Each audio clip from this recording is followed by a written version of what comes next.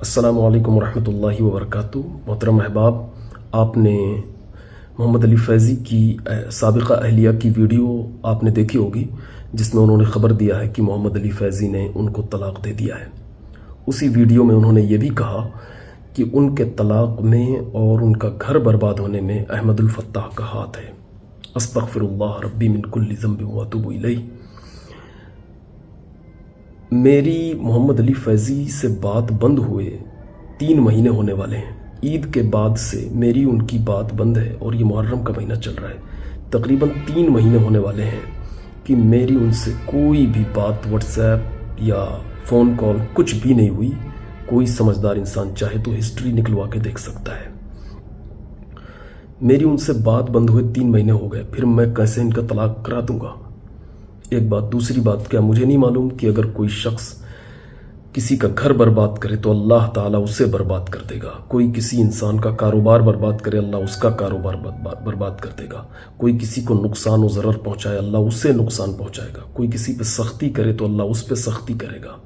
حضور کی حدیث، کیا مجھے نہیں معلوم کہ زمین والوں پہ تم رحم کرو تو آسمان والا تم پہ رحم کرے گا؟ یہ تو میرے دوست تھے، کسی دشمن کے بھی گھر طلاق ہوتا ہوا نہیں دیکھ سکتا۔ اور طلاق کی خبر جیسے سب کو ملی ویسی ہی مجھے بھی ملی سوشل میڈیا ہی کے ذریعے۔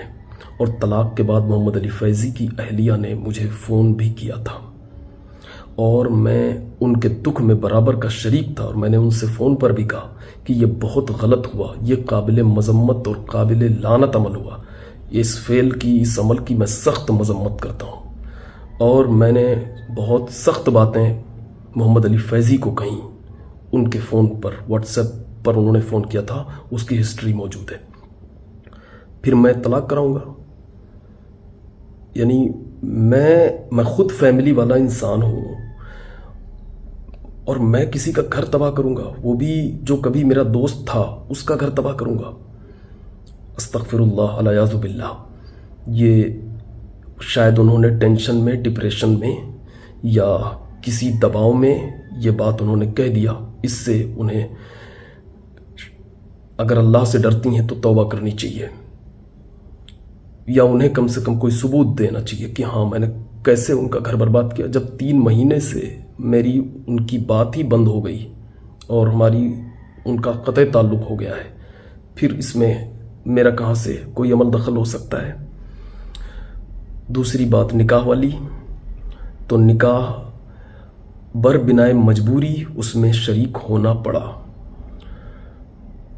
کیونکہ مجھے یہ خبر دی گئی تھی کہ جو لڑکی ہے اس کا کوئی نہیں ہے، وہ بھی بے یار و مددگار ہے۔ تو اگر اس کی شادی ہو جاتی ہے محمد علی فیضی سے تو اس کی زندگی بہتر ہو جائے گی اور اس کو ایک اچھی لائف مل جائے گی۔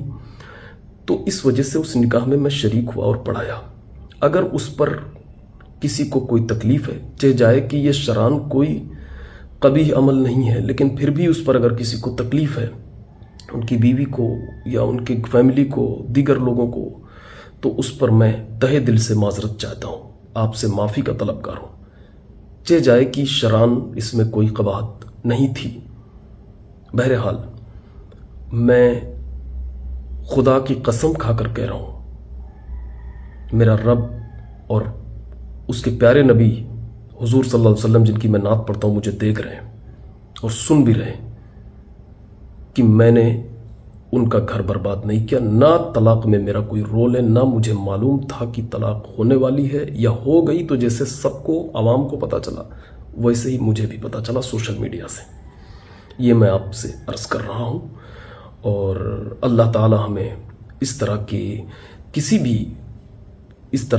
بھی معاملے میں الجھنے سے ہم سب کی حفاظت فرمائے۔